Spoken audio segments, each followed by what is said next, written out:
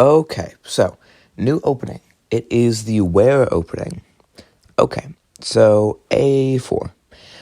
This, yeah, I'm gonna be honest, this opening really makes no sense. It's trying to do, A3, but simply going A5, no, that's not A5, simply going A5, that stops A3. Unless you want to lose a look entirely. So, yeah, the Ware opening, honestly, don't see too much potential, but hopefully, maybe, as the video goes on, I will see more potential in it. Okay, so, common responses, we got, E5, obviously stopping this and also getting center control. We also have, D4 after this, or E4, let's do D4, whatever. But yeah, definitely just doing that, which is a very common, response. It's just infinitely better, because the Ware opening is just a flawed, then you take, and then you have a pawn there, and white has a pawn on A4, and you have a pawn on D4. Somebody clearly has an advantage here, right? So, yeah, I mean, like, immediately, just doing E5, just doing king's pawn, it's entirely just, like, the Ware opening is useless, right? If you do D5, there's some more interesting stuff here, because now this is not blocked, because rook A3 is still a possibility, right? You can do E4, doing a gambit, not a gambit, it is a gambit. You can do E4, doing a gambit there, but again, taking is just an option. It's probably the best option, honestly. Or, even doing, knight F3, that's an option. Just getting this knight out here, getting more, controlled squares, right? And by the way, this is the really opening, the potato variation. Very funny name. I don't know, it might just be me, but I feel like the potato variation seems less like a real chess move and more like a chess move that, like, a movie that doesn't know anything about chess would make up, like, the potato variation. And then that would be the move that would completely destroy the best of all time. It's the potato variation. No, obviously not, but that is the real name of this variation. So, yeah. If you, after this, you can do, like knight F6, just responding accordingly, protecting this pawn, and also getting a similar amount of squares as, a similar amount of control as the other knight across. So, yeah, that's a good opening. But actually, there's something else you can do here, and it's kind of like a Sicilian setup.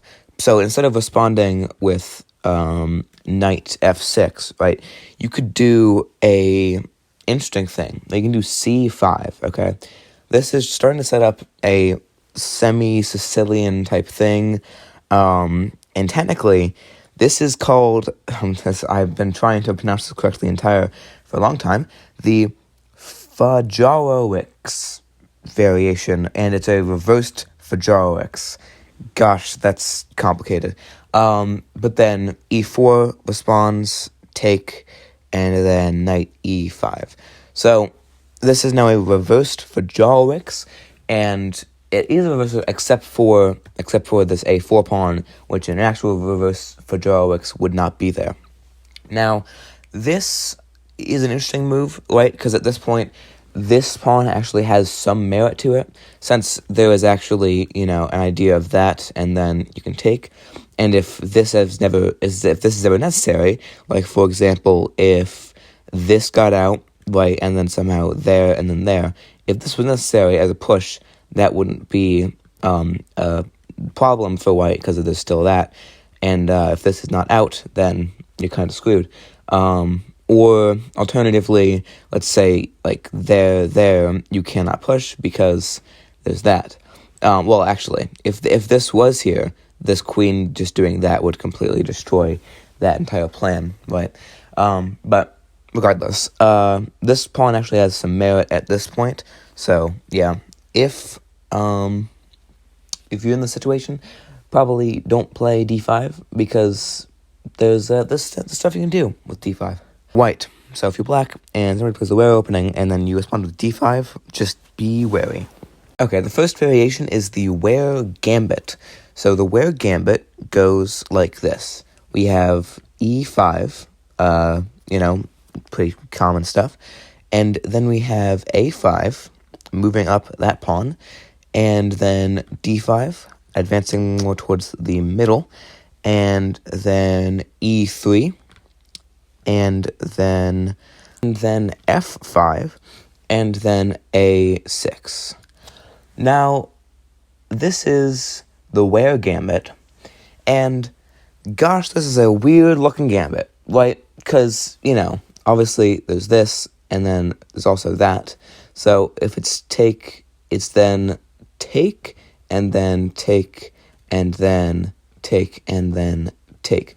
So the Ware Gambit seems literally useless, and I'm gonna be honest, it kinda is. I really don't see too much of a reason to even play the Ware Gambit, but, it is a variation, and I have to go over it in this video. So, yep, that is the Ware Gambit, and, so after that, we have the Crab. So, we have the Ware opening, and then e5 as a response, and then h4, right? This is called the Crab because this pawn kind of makes like the pincers of a crab, right?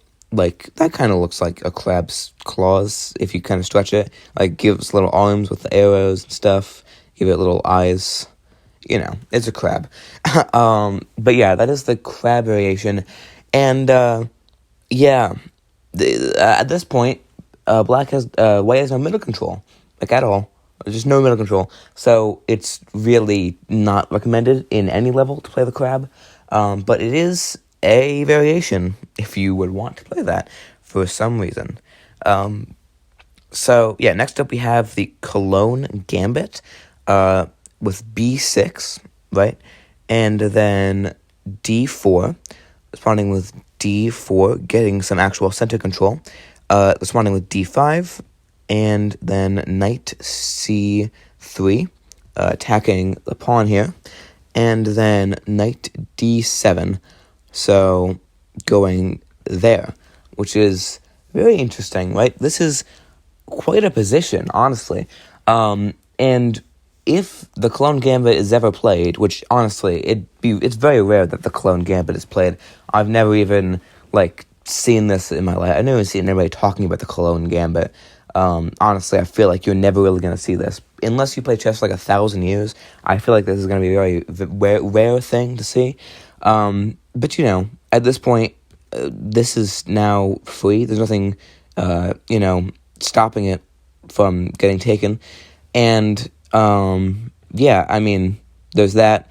There's also just getting up, higher up, continuing a gambit here, because that then attacks that. More of a gambit, and that also gets this piece out of the way if this is wanted. If this is wanted, gets that out of the way. Maybe trying to go for there or go there. Trying to do a night trade. So yeah. So very interesting. The Cologne Gambit. I feel like this is only really played in specific chess matches where this gambit has to be played for whatever reason. There's a certain set of rules, and this gambit is kind of the only thing that is, playable. And, this is playable. It is playable for both sides. White has the advantage here because of this being out more.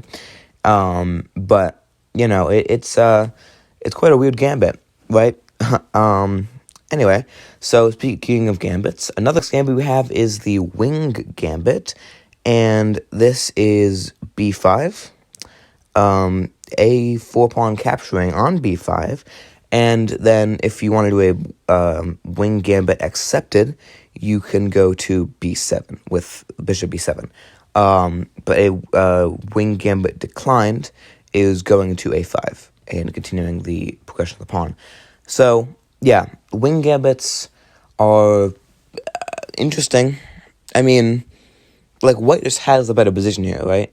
Because this pawn really can't, it's not even close to getting a promotion, and it can't get a promotion because this, rook is right there, and this pawn is actually a little bit close to getting a promotion, and if there's, like, a setup here, let's say, like, the queen goes, like, there and protects it, and, like, if black castle's like long, there could be something there, but this entire position is just, again, so rare that, like, a wing gambit declined. You are never going to see this in, like, even close to high level play. I mean, you're barely even going to see the Ware opening close to high level play. So yeah. So there isn't, like, too much other things gambit wise or even variation wise. Well, not named variations. There is technically one more. It is the symmetrical variation, which isn't even, like, an official variation. It's kind of just there just because, like, I mean, it is a variation that is named, but it's not too official. And also, it's barely even a variation. It's just kind of a response, right? And if somebody does this and then that, just setting up a crab and then doing a double crab. So, it's kind of, that's kind of it. I mean, the Ware doesn't really have too much going on for it. I'm going to be honest. Like, the Ware, other than perhaps moving this rook out, there's really nothing that the Ware has going for it. Like, I mean, not many openings have the opportunity to even move the rook out. So I'll be honest, that's a new thing for openings that I've seen, right? But I mean, it's just really that's not enough to really make the Ware gambit, the Ware opening, even worth it in any sense at all. And all of, like, the gambits you are never gonna see. I doubt that there's even, like, 10 games that have a Cologne gambit in them.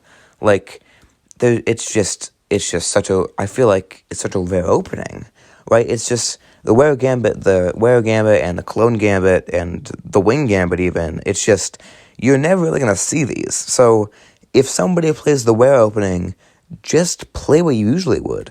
Play King's Pawn opening, play Queen's Pawn.